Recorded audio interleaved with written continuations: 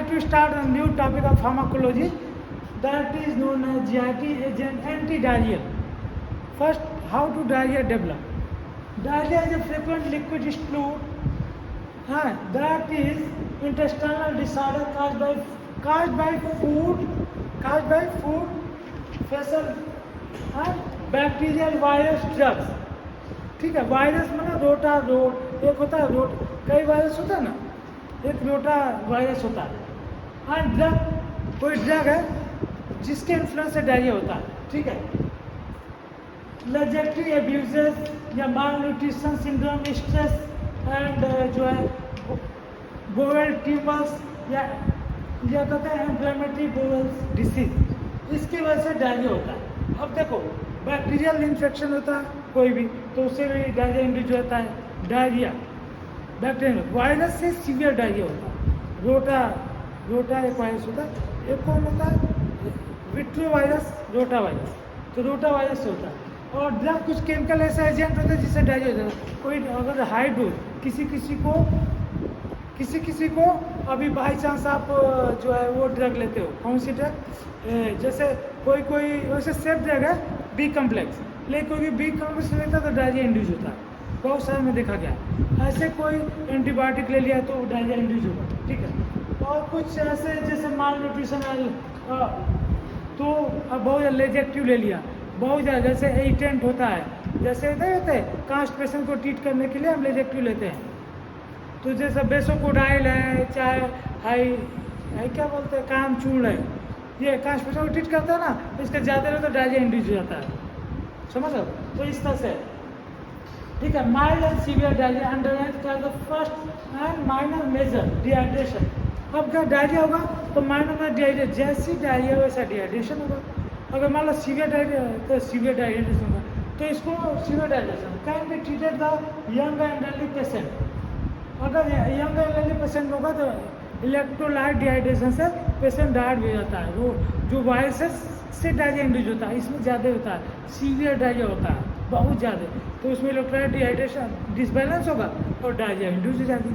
जब diarrhoea induce हो जाएगी तो पेशेंट यदि उसको इलेक्ट्रोलाइट डिसबैलेंस करने के लिए क्या देते हैं, बैलेंस करने के लिए क्या देते हैं, डिसबैलेंस तो हो गया है, क्या देते हैं, ORS घोल देते हैं जिसमें सोडियम क्लोराइड होता है, पोटेशियम क्लोराइड होता है, ग्लूकोज होता है. सोडियम पोटेशियम क्लोराइड और जो है सोडियम पोटेशियम क्लोराइड ग्लूकोज होता है और सॉल्ट देते हैं. ये एक फिक्स है, WHO प्रिस्क्राइब्ड है वालों, उसका कितना अमाउंट देते हैं. ये तो इलेक्ट्रोलाइट को मेंटेन करता है, ग्लूकोज एनर्जी देता है. तो वो इलेक्ट्रोलाइट यदि बैलेंस हो जाएगा तो हीमोस्टेटिस में प्रॉब्लम नहीं आएगी. नहीं तो हीमोस्टेटिस से प्रॉब्लम से पेशेंट बहुत सीवियर सफर होता है, और बहुत ज़्यादा हुआ तो डिहाइड्रेशन से एक्सपायर कर जाता है. ठीक है, नेक्स्ट. ठीक है, तो अब ये जो ड्रग यूज करते हैं तो आप उसके काज पे यूज करते हैं. देखो कौन कौन सी ड्रग है. जैसे ड्रग, जैसे मान लो पहले तो हम फाइंड आउट करते हैं किसके वजह से हुआ है. अब लैबोरेटरी से स्टूल लेके टेस्ट कर लेते हैं तो बैक्टीरिया का पता चल जाएगा, वायरसेस का पता चल जाएगा.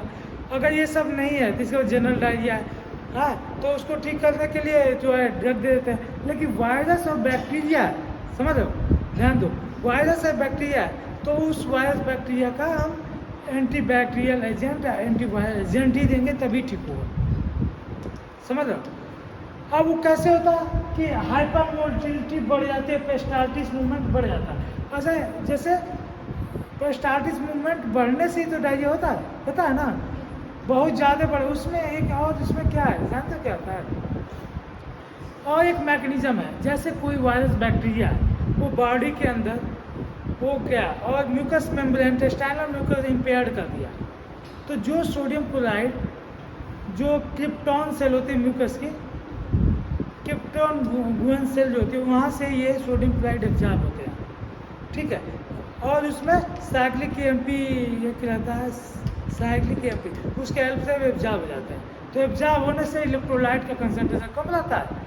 तो क्या है कि नॉर्मल आपकी बॉडी का फंक्शन चलता रहता है, बोवेल मूवमेंट का. लेकिन यदि किसी वायरस बैक्टीरिया से वो पोर्शन डैमेज हो जाता है तो सोडियम और क्लोराइड का एब्जॉर्प्शन नहीं हो पाता है. तो इलेक्ट्रोलाइट और सोडियम का कंसंट्रेशन आपके इंटेस्टाइनल लूमेन में बड़ा होता है. तो जब वहाँ पे बड़ा होगा तो वाटर कंसंट्रेशन जो होगा, वाटर कंसंट्रेशन में वाटर वहाँ पे उसके कंसंट्रेशन को हाइपरटोनिक को आइसोटोनिक में मेंटेन करने के वाटर आ जाता है। जो वाटर आ जाएगा वहाँ पे बहुत ज़्यादा अमाउंट में, तो आपका वो पेरिस्टाल्टिस मूवमेंट बढ़ जाएगा, तो वही डायरिया इंड्यूस कर देता है। समझ गए? इसका basic mechanism how to develop the diarrhoea, क्योंकि जो आपके इम्पेयर्ड कर देते हैं म्यूकस इंटेस्टाइनल म्यूकस मूवमेंट का, तो इलेक्ट्रोलाइट एब्जॉर्ब ही नहीं हो पाता। समझ गए ना आप? कुछ ज़्यादा नहीं समझना। तो आप क्या है कि पेरिस्टाल्टिस मूवमेंट बढ़ जाएगा और उसके बाद हाइपरटोनिसिटी हो जाएगी, और जिसके वजह से ये सब हो जाता है। अब हम जो ड्रग करेंगे, ओपियोइड ले लिया, ओपियोइड ड्रग या एंटी डायरिया कोई कम्बिनेशन लिया, तो क्या करता है कि वो एब्जॉर्ब कर लेता है। एब्जॉर्ब कर लेता है। क्या एब्जॉर्ब कर लेता है? जो वाटर है उसको एब्जॉर्ब कर लेता है। जो वाटर को एब्जॉर्ब कर लेगा तो ओपियोइड एब्जॉर्बेंट है, तो डायरिया का थोड़ा सा जो डायरिया ज़्यादा होता था वो नहीं होगा, मतलब उसका जो है फ्रीक्वेंसी है वो कम हो जाएगी। Opioid decrease the intestine motility, मतलब डिक्रीज द पेरिस्टाल्टिस मूवमेंट। समझ गए ना? वो पेरिस्टाल्टिस मूवमेंट को डिक्रीज कर देगा। समझ गए? इसके बाद लेकिन इसके कुछ साइड इफेक्ट, सीएनएस डिप्रेस हो जाएगा, अल्कोहलिक और सेडेशन कॉन्स्टिपेशन इंड्यूस हो सकता है। जैसे मान लो नहीं होता किसी को डायरिया हो रहा है, मेडिसिन ले लिया, उसके बाद 1-2 दिन तक बोवल मूवमेंट नहीं हुआ, वो कॉन्स्टिपेशन है ना, इसके साइड इफेक्ट है। ठीक है? और पॉल्यूटेड ड्रग है जैसे कुछ डाइफेनोक्सिलेट और लोपेरामाइड एक अच्छी ड्रग है। ठीक है? जो सिंथेटिक ड्रग केमिकली ये ज़्यादातर यूज किया जाता है, इसमें डोजनेस होता है। नेक्स्ट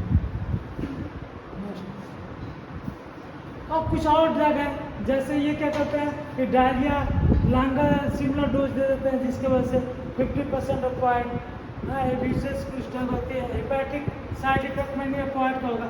हेपेटिक देने से क्या है, एट्रोपिन दिया ना, एट्रोपिन ये क्या करता है, कॉन्स्टिपेशन इंड्यूस करता है, इसका साइड इफेक्ट है। एट्रोपिन का क्या है, साइड इफेक्ट है। और ये क्योंकि एंटी कोलिनर्जिक है, एंटी सब पे बाइंड करेगा, तो क्या कि उसमें जो है वो जो कोलिनर्जिक ड्रग होती है तो पेरिस्टाल्टिस मूवमेंट बढ़ता है, तो डायरिया एंटी कोलिनर्जिक का पार्ट है, तो वो क्या करेगा कि वो पेरिस्टाल्टिस मूवमेंट डिक्रीज कर देगा। तो डिक्रीज करने से ये जो है एंटी डायरियल इफेक्ट आता है। इसके साइड इफेक्ट यहाँ पे यूज हो रहा है। ठीक है? इसका ऑब्जर्वेंट ड्रग देंगे, कोटेड हो जाएगा, जिससे इसका ये ऑब्जर्वेंट से कम हो जाता है। नेक्स्ट ठीक है? तो ये आपका एंटी डायरियल हो गया। आपको एंटी डायरियल ट्रीटमेंट के लिए हम जनरली पहले इलेक्ट्रो वायरस घोल दे देते हैं, फिर उसका काज का पता करते हैं, कौन से काज से वायरस बैक्टीरिया उसका दे देते हैं, फिर कुछ मतलब पेरिस्टाल्टिस मूवमेंट ऑस्मोसिस ये कम करने के लिए दे देते हैं। तो इस तरह से हम एंटी डायरियल फिनिश करता है। Thank you.